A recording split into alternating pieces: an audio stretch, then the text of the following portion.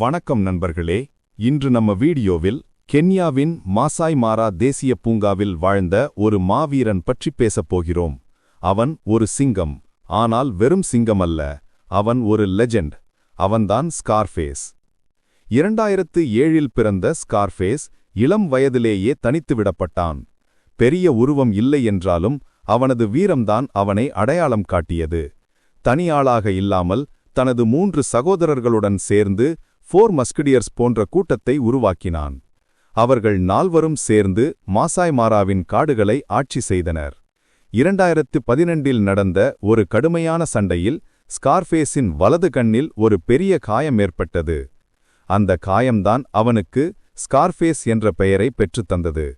அந்த காயம் அவனது தனித்துவமாக மாறியது. தனித்துவமான அடையாளத்துடன் ஸ்கார்ஃபேஸ் மற்றும் அவனது சகோதரர்கள் மார்ஷ் பிரைட் என்ற சிங்க கூட்டத்தை கைப்பற்றினர். ஒரு தலைவனாக ஸ்கார்ஃபேஸ் பல சிங்கங்கள், கழுதை புலிகள் மற்றும் நீர் யானைகளை கூட வேட்டையாடி மாசாய் மாராவின் வலிமையான ராஜாவாக திகழ்ந்தான். சுமார் 14 ஆண்டுகள் ஸ்கார்ஃபேஸ் வாழ்ந்தான்.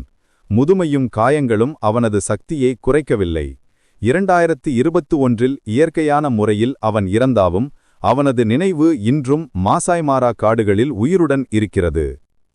ஸ்கார்ஃபேஸ் ஒரு சிங்கம் மட்டுமல்ல, அவன் வீரத்திற்கும் போராட்டத்திற்கும் ஒரு உதாரணம். அவனது வாழ்க்கை ஒரு கதை மட்டுமல்ல, அது அனைவருக்கும் ஒரு பாடம்.